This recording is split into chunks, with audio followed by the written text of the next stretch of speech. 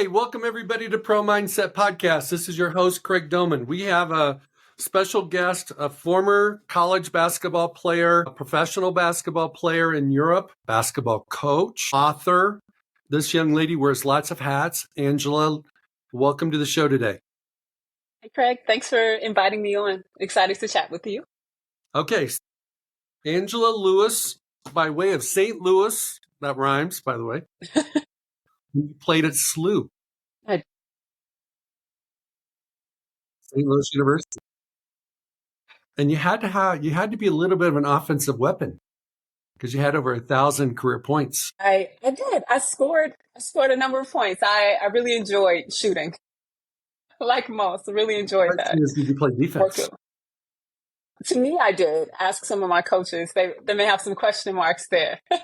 But talk about the delicate balance from a mindset standpoint of the prolific score, and what are they thinking about on defense? Are they thinking about defense or are they thinking about offense? Because take a player like Caitlin Clark at Iowa. Okay. I feel like she was thinking about offense all the time. And she was coasting on defense.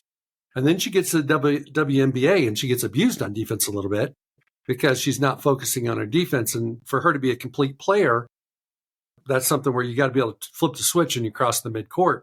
So what was that like for you, and how do you see that as a coach with players? It's rare that you have someone who fills up the bucket and is a great defender. There are some examples, but it is rare because I was thinking about scoring.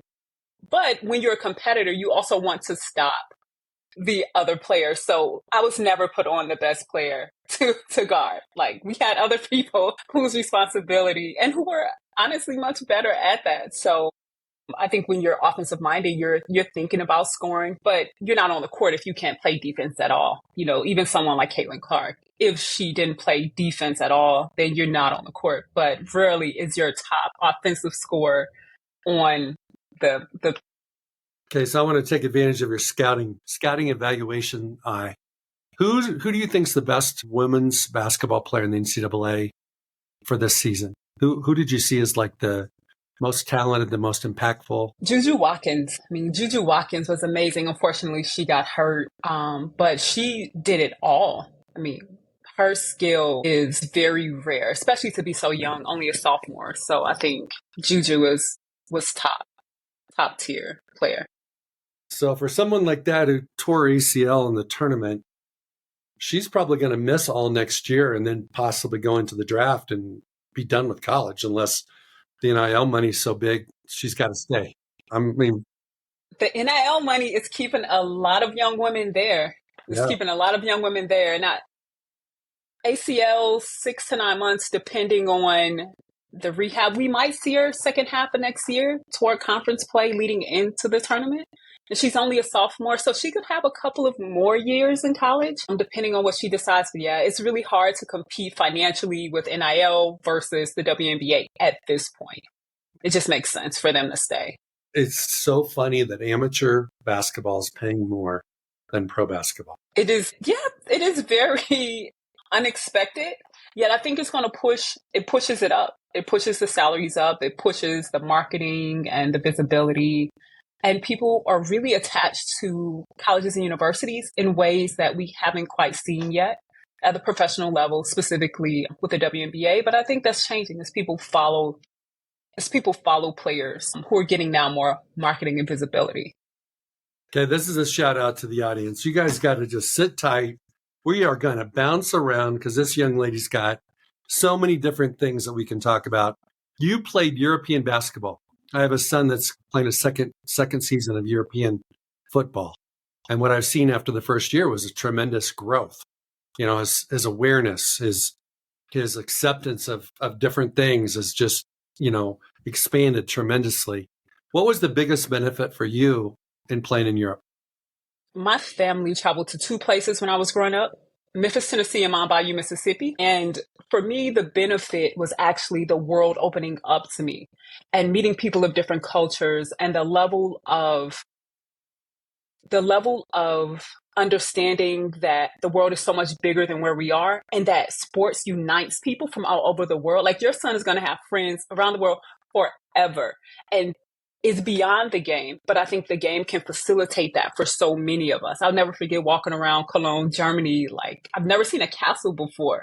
So on the court, you build connections, but the way the world just opens up to you as an athlete is the greatest gift that playing internationally, I think, gave me and so many others.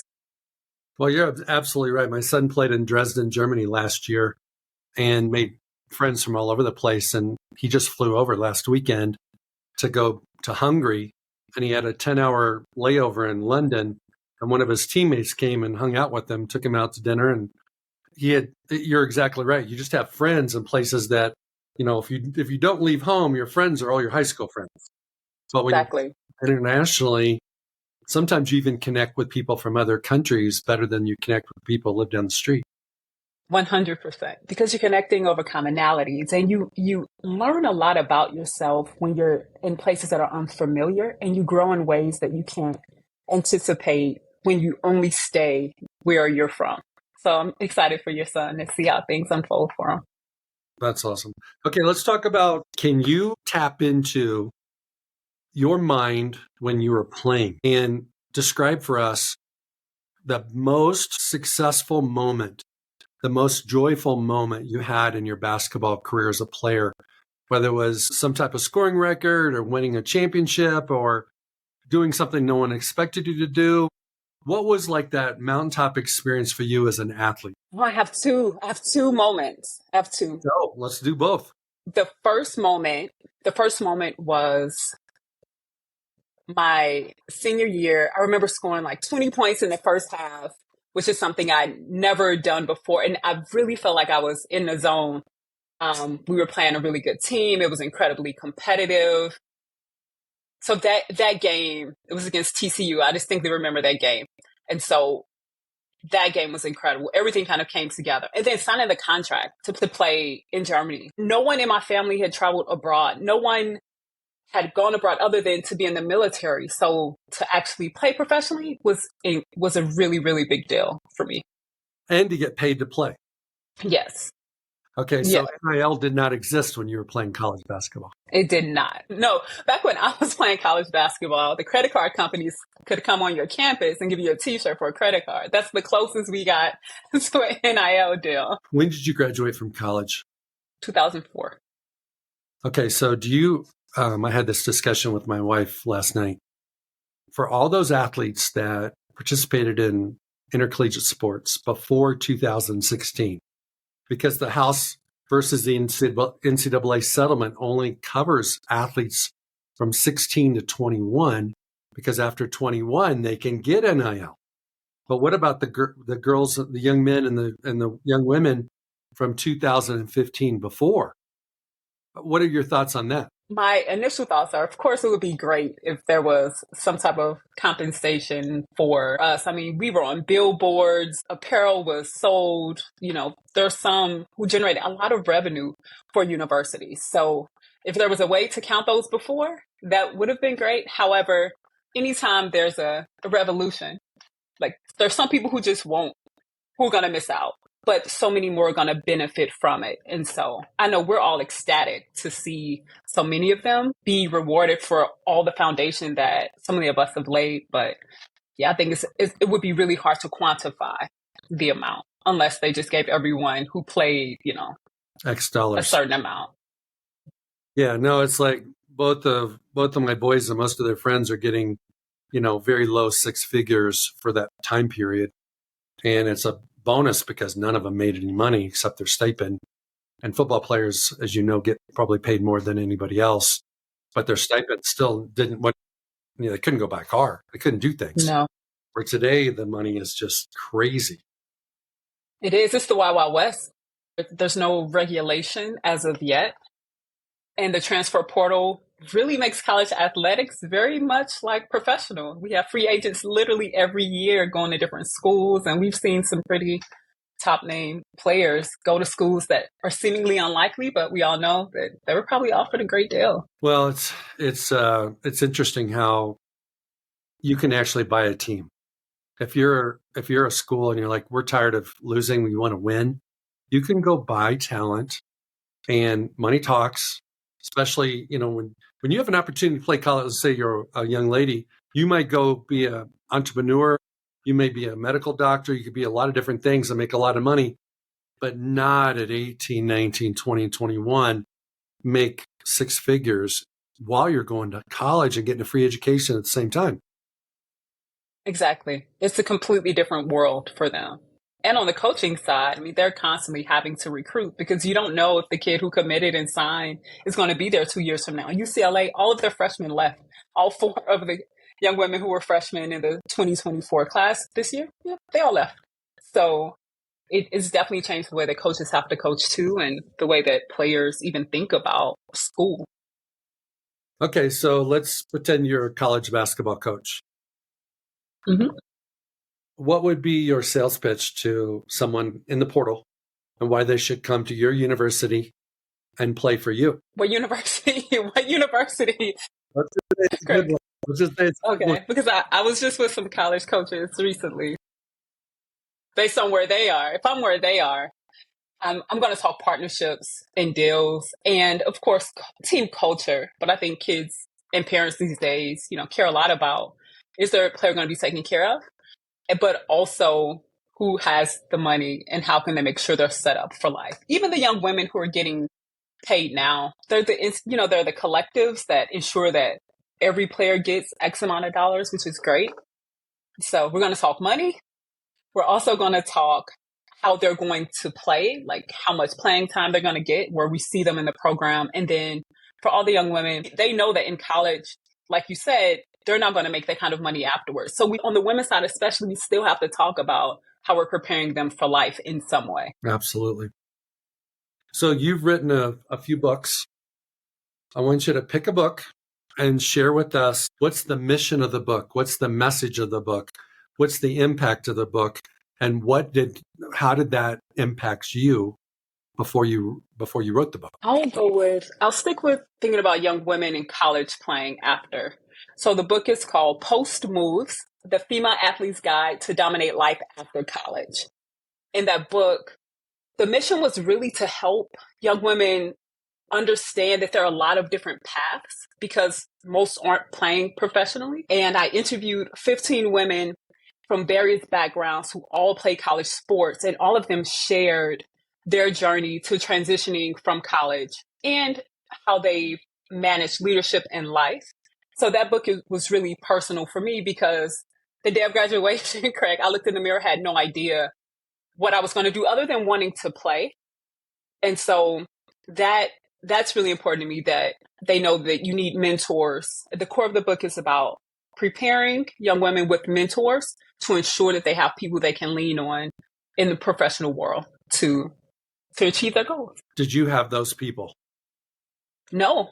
All the professionals that I knew were coaches and professors. That's it. I didn't know people who were operations executives for software companies. I didn't know people who were marketing executives. No, I didn't have. No, they were just coaches and professors. Okay, so describe what you do now. Now, I'm head of operations for Speaker Hub. We help speakers get more opportunities to share their message and grow their businesses. My role specifically is to manage our team of 24 full-time employees who are from around the world. So I manage our meetings and make sure that we move whatever initiatives forward, whether it's events or marketing initiatives or managing our tech departments. So I help move initiatives forward. The best sports analogy is every team runs different plays to get to different goals. In business, every department has different workflows. So I make sure that our workflows get us to the goals that we're trying to accomplish. From a mindset standpoint, whether it's being like a leader, being a captain, taking the shot, giving everything you got, giving the ball up and letting your teammates score, what are some of the sports experiences that you had that translate to your day-to-day in corporate America now? You love the sports experiences. I would say first is listening as a leader, listening to your team and truly understanding what they need. So we have someone on our team named Maria, who's our head designer, that really needed more support in terms of her ability to lead. So we have meetings regularly, and I'm helping her to build out a team and really get clear about how we can get better on the design side. So it's listening is a big one. The other thing is being okay with making mistakes, because that's a part of it. We, especially on our marketing team, we're testing stuff all the time. So you have to try just in sport and be able to keep bouncing back from that. So being willing to bounce back and then also listening, those things are really key. How are you different from some of the people that didn't play sports in college, didn't play professional sports? What little extra do you feel like you have that maybe they don't have? Well, that's a good one. I am 6'1". I've been this tall since I was 12 years old. So I felt really awkward growing up. And I know what it feels like to be really, really awkward and not very good at something and then become a professional. So I have a level of grit, grind, and patience because I've seen myself go from there to here. So I think that makes me a little different because I can chart that journey and I know what it feels like to stumble through mess ups, but know that getting to the top is still possible. It's a process. It is. So it happens in sports where sometimes people believe what coaches told them they were. And they stay in there. They stay there the whole time. And other people expand. They grow. They develop their skills. They work harder. They work outside of practice. They work outside of the program. And so what ends up happening is you learn that there's always a way. There's always a way.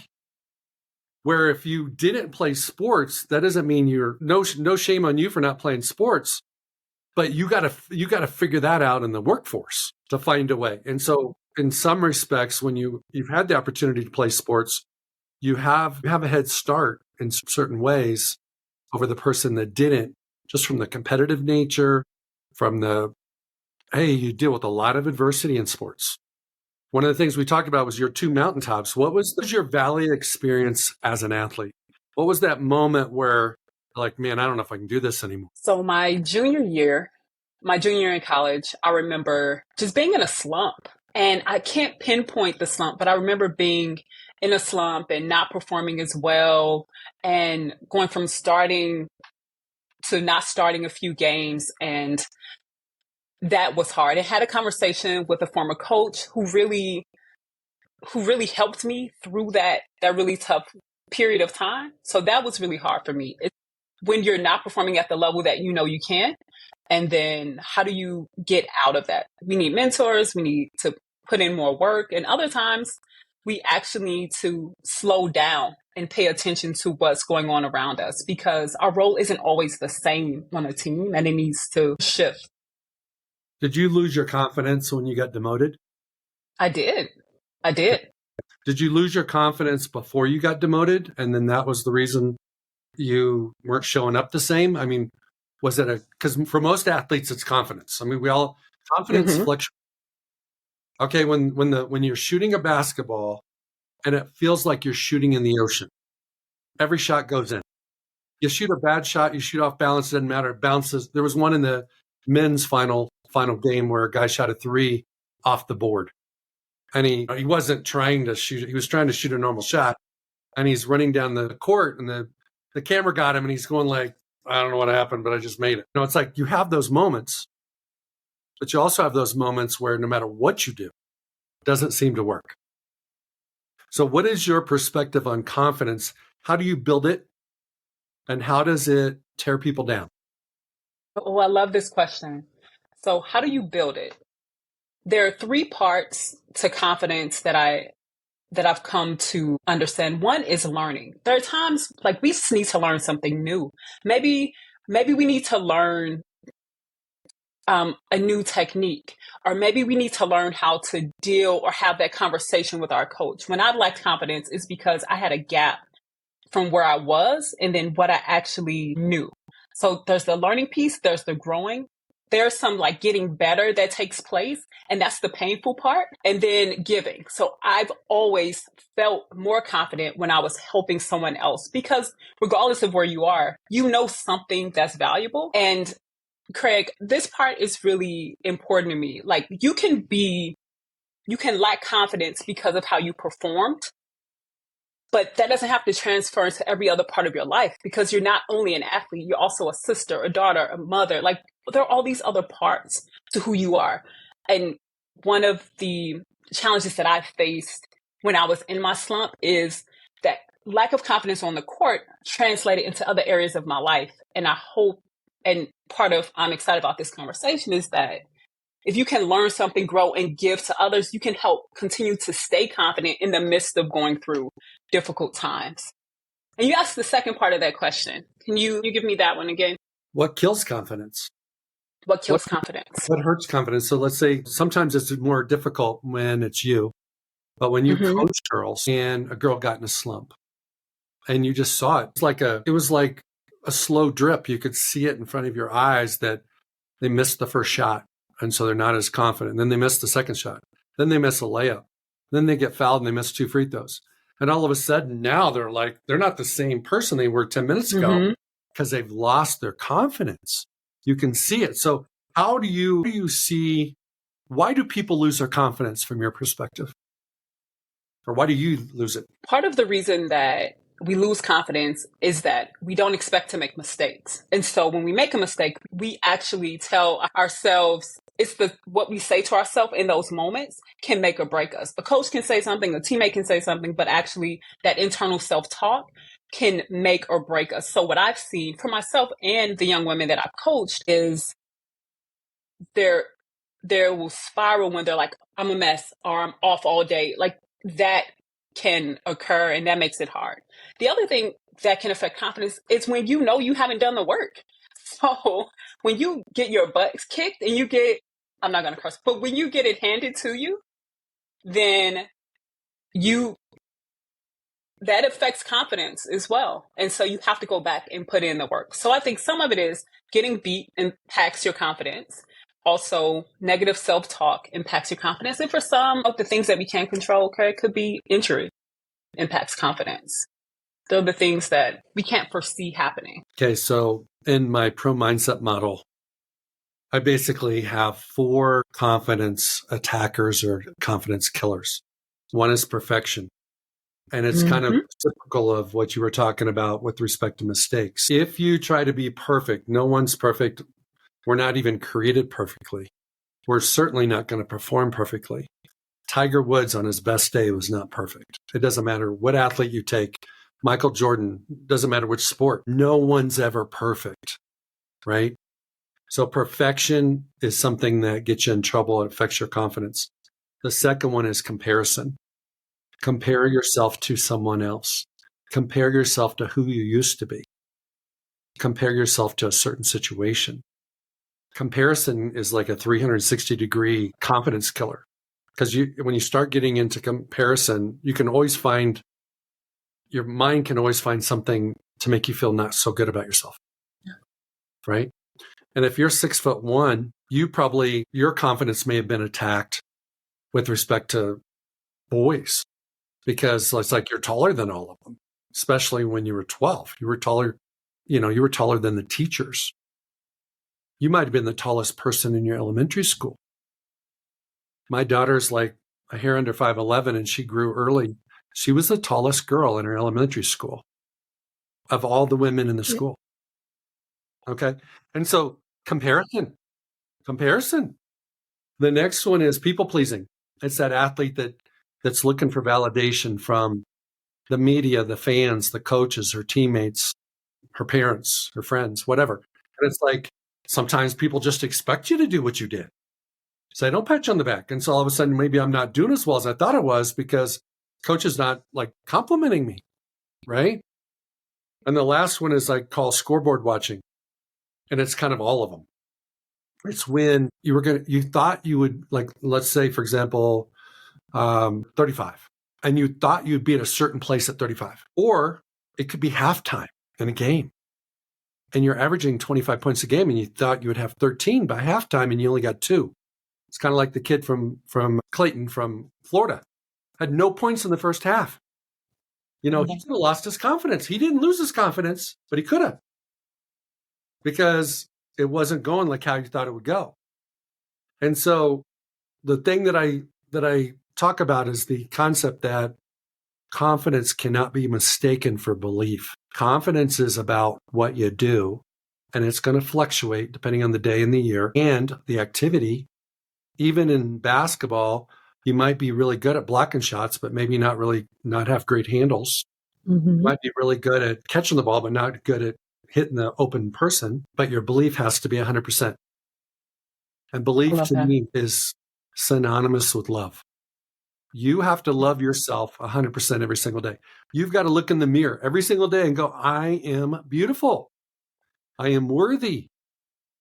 And it's a choice where you could show up for work and not feel real confident about something, and that's okay. But it's not a reflection of who you are. It's a reflection of how competent you are and what you're supposed to do. Exactly. Thoughts on that? I love that. I love the distinction between belief and confidence, because confidence is associated with the activity that you're doing in that moment versus who I am as a person and how I feel I show up in the world. Absolutely love that, Craig. Love it. It makes so much sense. Well, and working with professional athletes for 30 years, it's like, you have to remind these guys sometimes, football is what you do. It's not who you are. The problem is mom, dad, friends, brothers and sisters, and everybody else, they walk into a restaurant and they're 6'5" and they weigh 280 and they look like Greek god, and they can't hide. So somebody comes over to them and says, hey, I know I should know you. You got to play for so-and-so. Yeah. Well, can I get your autograph? So even when they want to disappear, they can't disappear. And so it's like, the bottom line is athletes have identity attacks almost more than anybody else. And especially the ones that look a certain way. Think about the guy or the girl looks incredibly athletic, tall, long, muscles in the right places, all that stuff, and doesn't play sports. Exactly. Yeah. Yeah. You meet people who are in that, and they always say, I'm just so tired of people asking, like, no, I didn't play basketball. No, I didn't play volleyball. No, I didn't play anything. I like to read books. And then people have the audacity to say, well, you wasted your height. It's like, hold on, wait, what do you mean? I didn't actually like that thing. But that is really hard, because you can't hide. As a 6'1" woman who will wear heels all the time, always ask, did you play? I just happened to play. But it is hard when you want to disassociate from that part of your identity, or it's not as relevant in whatever you're doing in that moment. All right, let's talk about your height for a second. Okay. Today, you wear high heels? I do. Okay. So what does that say to the people in the office? What does that say to your prospects and clients and people like that? The fact that you're 6'1" and now you're like 6'3", 6'4" when you're wearing heels. Well, I work remote, so we all look the same height. However, when I'm out in the world, this was a new conscious decision for me, because I used to try to shrink. I didn't want to be even taller. And I realized a few years ago, ironically, that I can't hide anyway. So I may as well just show up in the fullness of who I am. But I can't hide. And people always regularly ask, or they'll look up. And I lived in Medellin, Colombia for a few years. And in South America, most of the people were exponentially shorter than me. So still got a lot of stares, but it's okay. It's what it is. You can't change it. So I just embrace it.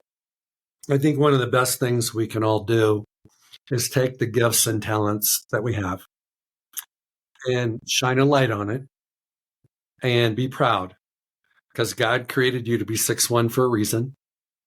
And he didn't want you to be 5'8", which is still tall. And so what happens to people that are shy away from their gifts. They don't look, people are not attracted to them. People feel empathetic for them. Where if you show up at a nightclub, or you show up at the grocery store, or you show up at a business meeting and you're 6'4", people go, this girl's got something going on. 100%. Right? 100%. So one of the things that happens is how you treat your gift influences how people respond to you. That's so good. So good and so true. And I want to say that I never wanted to play basketball. I think this is really important. I was 6'1" at 12, and someone saw me and said, "We need you on our team." I was coming out of Blockbuster Video. You remember, some people won't know Blockbuster, but we know Blockbuster. It was a Friday night, like it was our weekly tradition as a family. And there was a guy who was the coach, Coach Luther Coyle. And he said, "Can you come play on our team?" And Craig, what I didn't mention before that I think is really important, I wasn't competitive. God didn't make me a competitive soul. I'm the person that looks at the butterflies and the squirrels, right? That's my heart space. And I have older brothers, and I was put on this team with really competitive girls who were winners. They were doing all of the amazing things, and playing with them and having older brothers forced me to be competitive. And my soul, like, I needed that.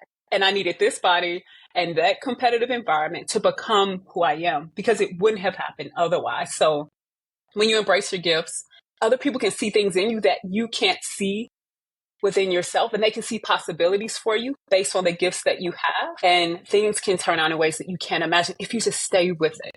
Because I wanted to quit a lot of times because I didn't want to get elbowed and punched. You get better, and you end up growing and becoming beyond what you could imagine because of it. Okay, put a statement out there for women. Women, because of how they're objectified by men and how in advertising, you got to look a certain way. Your hair's got to be a certain way. You got to do, think about all the hours, all the sunsets and sunrises have gone by where women spend all this time in front of a mirror putting on makeup. And dudes just jump out of the shower, throw on their clothes and jump in their car and go where they're going. It's like, so talk about this concept of women power, of not having to be what society tells you you're supposed to be. This is going to be controversial, and I know it, but I never wore makeup before a year ago. Like, I put it on every day now, and I was very much just show up and be who you are. Just show up however you want to show up. That's cool, except you're going to be treated differently when you look differently. It's the world that we live in. Like, lookism is real. So I worked with some friends, and I figured out the clothes that work best for my body. I did all of the work. I figured out how to do my makeup in a way that makes me feel confident and comfortable. I wanted to show up and have an executive presence. I wanted to show up and have people really and command the spaces that I'm in because of the work that I do and because of where I'm going. So I believe, to answer your question, that decide what you want and show up as whatever you need to show up as to get what you want in a way that still honors and respects who you are. So I'm not saying change who you are, but we have seen all of these young women with the NIL deals show up on Good Morning America today, who won the national title. They're done up, and there's a reason for that. So you can do what you want, but understand you're going to get perceived in a certain way. And if you don't, I mean, it's your choice, but you may have more opportunities if you look in a way that's that. And the way I absorb that is that if you have a dream and you want to be on the path to accomplishing that dream, whatever that is, all aspects of your life have to be in alignment. And how you show up and what you wear, and whether it's wearing on your body or wearing on your face, it's all the same. It's the words we use. It's how we respond to people. Everything needs to be in alignment. And if it's not in alignment, that goal's not going to happen. And so I get that. But I also think that there's a balance. There is. There's a balance. And I think we all need to have the freedom to be who we were created to be and not necessarily conform to society's standards unless it serves our goal. Yes. And Craig, there's our public life and our private life. And I think it's important to say, okay, in these spaces, here's how I show up because it makes the most sense for these spaces. And in other spaces, here's how I show up. So it may be a Saturday morning. I'm not going to do all this because I'm sitting on the couch or I'm just going to the gym. But if I'm coming on a podcast or if I have a business meeting, then I'm going to up level. So it doesn't have to be all or nothing. It's understanding the game that you're playing when you're playing it and showing up appropriately for that game. I think we can get into the whole just be whatever and do whatever and look however, when in fact, that's not always the best approach either. Well, this topic would be really wonderful for ladies that are wanting to maximize their NIL because they have to be in alignment with what companies want, what organizations want, what's going to attract the most money. Because at the end of the day, if all you have to do is look a little bit differently, wear different clothes, but wear your hair differently, and it's going to hit your bank account, I'd do it. Makes sense. And it's only for that moment, for those moments to find, and there will be others that align. No, I'm with you 100%. 100%. Okay. So let's talk about what you do now. What's the difference, like the people that you serve? What's the difference between the winners and losers? What's the difference between the, high achievers and the ones that are just good, the great good people? The high achievers go after it. They're the ones sending pitches. They're the one contacting people about opportunities. They're listening to their customers, figuring out what their needs are, and actually creating products and services. And then they're promoting their products and services. And so for a lot of people who are speakers, they sit back and wait for people to contact them. But the people who work with us as Speaker Hub, they go after the opportunities because we have a database of opportunities. And so they're the ones sending pitches and making the contacts and growing their business and not waiting for people to come to them. The winners go after it. Okay. Well, we're going after it right now. Yes. Yes. What's one thing you wanted to talk about that we haven't talked about that you would love to share? I know you got a new book coming out. Yes. Yes. Keep bouncing forward. How to stay confident when life knocks you off your game, because that's going to happen. That's inevitable. And that book's, we can talk about, this is the perfect segue because that book is the sequel to my first book, The Game Changing Assist, 6 Simple Ways to Choose Success. So in that book, I presented this framework for how to choose success for your life. And that was a decade ago. And Craig, the last decade, life has knocked me off my game. And there are some young women who I've been meeting with who told me, we need to know like how to overcome these challenges. So this book, Keep Bouncing Forward, is all about going in the midst of challenges and how do you learn, grow, and give using that framework. So really excited, really excited about that because the past decade has been a lot of unexpected things from my parents having health issues. They're 85 and 83. As I mentioned, I'm in St. Louis right now visiting them for this recording. Did not foresee a lot of things that have occurred. So I want to be able to help people through those. What was the genesis or the inspiration for Keep Bouncing Forward? Like what adversity did you face? What unexpected curveball did you have that you're like personally, that you're like, I've got to fight through this. This is not something I signed up for. This is not something I expected. This is not even fair. Yeah. And you had to work your way through it to get to a place where now you want to share with people so they can learn what you learned. There are probably 3 big things that occurred. The first big thing that occurred is my mom having a heart attack and a triple bypass. That just really rocked us. Thankfully, she's better now. But it's how do you ask for help? As in coming from someone who is an athlete and feeling tough, like I can do it all myself or I can figure it out. I've had to ask for help way more in this last decade because you just can't go at it alone. And so part of the learning process is learning how to ask for help and that you really need people. And we can know it at the high level. Yes, of course I need people, but how do you humble yourself to say, I can't do this alone? So mom's health, dad's health. Dad has had a stroke and cancer multiple times, like since the publishing of that first book. And I jumped in and did way more than I had the capacity to do, which ultimately broke me down. And I had to have some really hard conversations with family around what wasn't possible. And then the third thing was launching a business. Like, that is hard work. I work at Speaker Hub now, but before then I launched a PR agency. Clients come and go. And what I learned, Craig, is that I was good at operations. I figured out the workflow, but you actually need sales and marketing. And without sales, you don't have a business.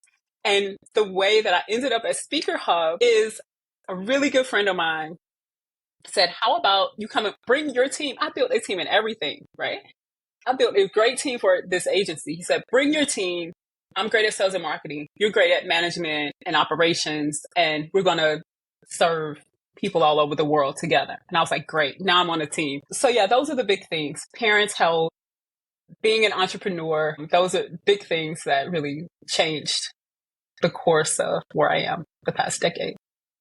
Maybe in the past decade or maybe in the past year, what's the biggest revelation you've experienced about yourself? Something that you didn't even know. Past decade, when I moved to Medellin, Colombia for 2.5 years, greatest time, that it's okay to slow down, that you don't always have to push. I slowed down more. That's where I launched the agency. I tested things. I tried, ultimately landed at Speaker Hub from building a team. Slowing down is actually the cheat code. And coming from the world of sport and athletics, you think the cheat code is continue to work harder. But no, you have to slow down and evaluate what is going on. You have to learn that there's a better cadence, especially when you get thrown those curveballs like family illness and things not working out. You can't just keep going. So slowing down. That's what I've learned. What is the biggest, take us to a moment where you slowed down. When you say it's the cheat code, and I totally understand that slowing down allows you to think potentially more clearly, have a different perspective. You're not stressed out.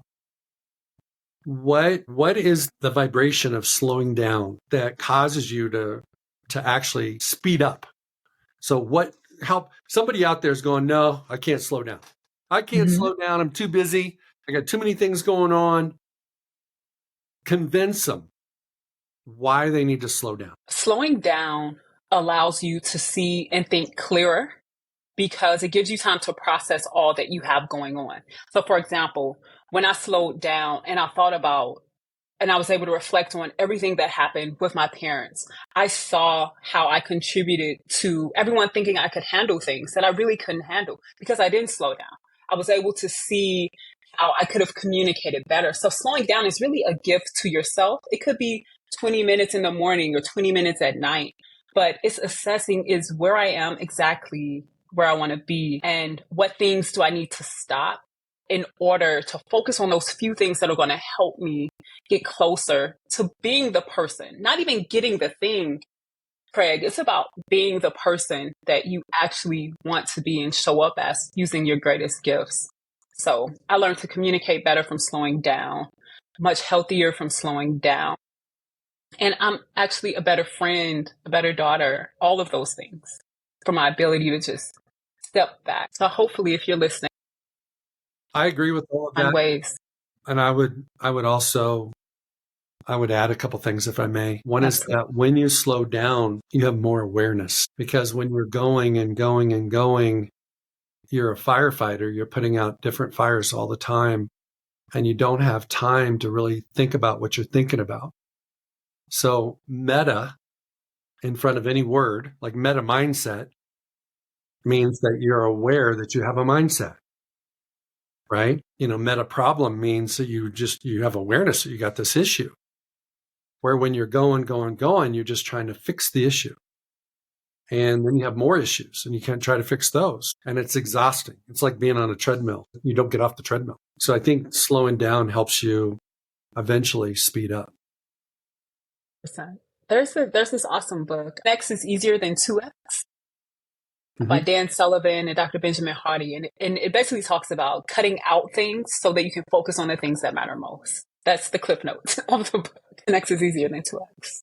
And so I read that book at a time when I was slowing down and it was really helpful in reframing my thought process around the things that I had. I have a friend who happens to live in St. Louis, very successful, and I coach him and he coaches me. And he talks about the concept that if you want to catch big fish, if you want to have a bigger dream, you have to have a net with bigger holes.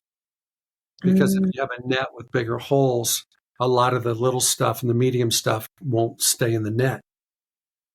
And it effectively is that 10x is easier or better than 2x. It's the same concept, that you're only going to be focused on the big rocks, the big things you're really put on this planet to do, because all the things that distract you and keep you busy, you're not going to do them. You don't have time for them. They're not a priority anymore. And I think I'm guilty of this too, as anybody.